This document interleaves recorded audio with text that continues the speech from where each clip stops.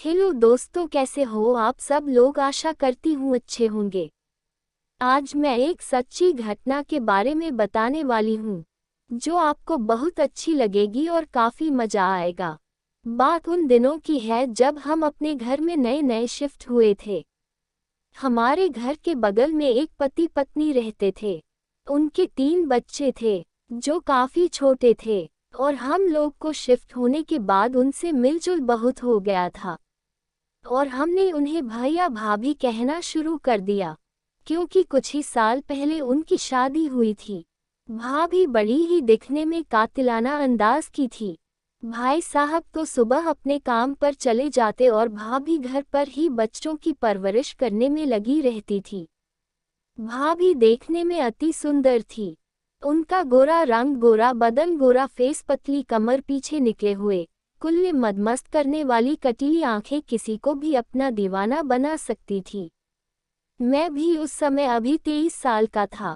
पड़ोसन भाभी का हमारे घर पर आना जाना शुरू हो गया था। मैं उनके बच्चों को अच्छे से ट्रीट करता था। मुझे जब भी टाइम मिलता था मैं उनके बच्चों के साथ खेलने लग जाता था कि मैं भाभी के और करीब आ सकूं। उन्हें आए अब 7 महीने भी चुके थे। अब हमारे बीच थोड़ा बहुत अपनापन सा होने लगा था और हम लोगों का एक दूसरे के घर आना जाना चला रहता था, और एक दूसरे के घर खाना एक्सचेंज करना नॉर्मल सी बात हो गई थी। हम लोगों की पड़ोसन भाभी से एक अच्छा मेलजोल सा हो गया था। कभी कभी हम एक दूसरे को नॉनवेज जोक्स भी सुना देते थे। आए दिन भैया और भाभी में झगड़े होने लगते थे। ये देखकर मुझे बहुत दुख होता था कि भाभी हमेशा दुखी और बहुत परेशान रहती हैं। उनकी आपस में बिल्कुल भी नहीं बनती थी, क्योंकि भैया पीकर भाभी के साथ मारपीट करते थे और मुझसे ये सब बर्दाश्त नहीं होता था। पर मैं क्या करता, अभी तो क्या एक पति पत्नी के बीच में मैं कुछ क्या कर सकता था। एक बार जब मैं उनके बच्चों के साथ खेल रहा था, उस दिन भाभी घर पर अकेली ही थी और बस बच्चे थे, और पड़ोसन भाभी मेहरून साड़ी में अपने आंगन में बैठी हुई थी। उस दिन भाभी गजब की लग रही थी। मैं भी उनके आंगन में उनके पास चला गया। मैंने भाभी से पूछने की बहुत कोशिश की कि आपके और भैया के साथ झगड़ा क्यों होता है। तो उन्होंने बताया कि हमारे बीच हमेशा पहले ऐसा नहीं था। वह मुझसे बहुत प्यार करती थी, लेकिन शादी के बाद उन्हें मालिक की बेटी से प्यार हो गया और उसने मेरे पति को पूरी तरह अपने बस में कर लिया। तब से वह मेरे साथ ऐसा ही करते हैं। मैं भी अपने बच्चों के लिए सब कुछ सह जाती हूँ, ये सोचकर कि मैं अपने दोनों बच्चों को लेकर कहाँ जाऊंगी। मेरा तो कोई मायका भी नहीं है। इसी चीज का फायदा उठाकर मेरे पति मेरे साथ अत्याचार करते हैं। एक बार तो दिल में आया कि कह दूं कि भाभी जी आप अकेली नहीं हो, मैं आपके साथ हूँ। लेकिन फिर मैं चुप रह गया और मन ही मन सोचने लगा कि कोई इतना निर्दयी कैसे हो सकता है, जो अपनी इतनी खूबसूरत बीवी को छोड़कर किसी और के पास चला गया। एक बार मैं जब घर में अकेला था और भाभी के बेटे को बहुत तेज बुखार था, उस दिन भाभी रोते हुए मेरे घर आई और अपने बेटे के बारे में बताया।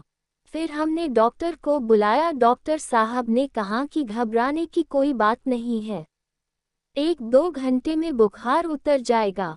भाभी ने अपने बेटे को मेरे बिस्तर पर लिटा दिया।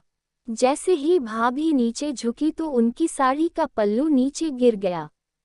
अब भाभी का बदन पूरी तरह से देख रहा था। भाभी ने जैसे ही मेरी तरफ देखा तो मैंने अपनी नजरें फेर ली, पर उन्हें पता चल गया था कि मैं उन्हें देख रहा था और भैंस शर्मा गई और धीरे से बोली, क्या हुआ देवर जी, क्या देख रहे हो। मैंने अपने मन ही मन में कहा, क्या मस्त माल है यार। लेकिन मैं अल्फाज भाभी ने सुन लिए थे और बोली, अच्छा अगर यह सब चाहिए तो पास आना पड़ता है। 1-2 घंटे बाद उनके बच्चे का भी बुखार ठीक हो गया था और वह अपने दोस्तों के साथ आंगन में खेलने चला गया था। लेकिन मैं और भाभी वहीं बैठे हुए थे। और हम एक दूसरे से वैसे वाली बातें कर रहे थे। धीरे धीरे मैं भाभी के करीब आने लगा था और हम दोनों एक दूसरे के इतने करीब थे, एक दूसरे के दिल की धड़कन महसूस कर रहे थे। भाभी को भी शायद अच्छा अनुभव था जो वह मेरे साथ कर रही थी। हम दोनों एक दूसरे को अपनी बाहों में लिए हुए किस करते हुए एक दूसरे के बदन की गर्मी का एहसास करा रहे थे। भाभी के जिस्म की खुशबू मदहोश करने वाली थी। फिर मैंने धीरे धीरे उनकी कमर को हाथ से सहलाना शुरू कर दिया।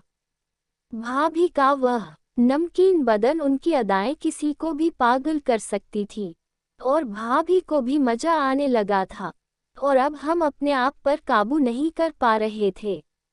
उन्होंने मुझे बिस्तर पर धकेलकर जबरदस्ती लेटा दिया था। मैं भी उनकी रफ्तार का भरपूर आनंद ले रहा था। मैं उनकी उस फीलिंग को समझ सकता था। हम दोनों 1 घंटे तक एक दूसरे पर प्यार लुटाते रहे। अब मेरी और भाभी के बीच की दूरियां खत्म हो चुकी थी, लेकिन हम दोनों किसी को यह बातें जाहिर नहीं होने देते थे। उसके बाद हम दोनों को और भी बहुत मौके मिले और हम दोनों बार बार यही सब करते रहे। वेतन पता चला कि उनके पति अपने मालिक की बेटी के साथ वह शहर छोड़कर भाग गए थे। भाभी बिल्कुल अकेली हो गई थी और उनका रो रो कर बुरा हाल हो गया था। शायद इसलिए कि वह अपने बच्चों के साथ अकेला कहाँ जाएंगे और क्या करेगी। वह लोग किराए के मकान में थे। लोगों ने भाभी को समझाने की बहुत कोशिश की, लेकिन वह समझ नहीं पा रही थी और वह एक दिन अपने बच्चों के साथ मुझे नगर के पास खड़ी मिली। शायद उनका इरादा अपने बच्चों के साथ आत्महत्या करने का इरादा था। मैंने उनसे पूछा कि वह क्यों ऐसा करना चाहती है, लेकिन बस वह रोए जा रही थी और वह कह रही थी, और मैं कहाँ जाऊंगी अपने बच्चों को लेकर, मेरा तो कोई मायका भी नहीं है। बहुत मुश्किल से मैंने भाभी को समझाया पर और मैं अपने घर ले आया था, क्योंकि मेरे भी पीछे कोई नहीं था और मैंने कुछ दिनों बाद भाभी से शादी कर ली थी और उनके बच्चों की जिम्मेदारी मैंने पूरी तरह से अपने ऊपर उठा ली थी। मैं मेरी पत्नी अब अपनी सी छोटी सी दुनिया में बहुत खुश थे। भाभी को मैंने वह सब दिया जो भैया कभी नहीं दे पाए थे। अब वह भी बहुत खुश रहने लगी थी। मैंने उन्हें किसी चीज की कोई कमी नहीं होने दी। कुछ दिन की बात है जब उनके पति अपनी गलती का प्रस्ताव करते हुए घर लौटे। उस वक्त मैं घर पर नहीं था।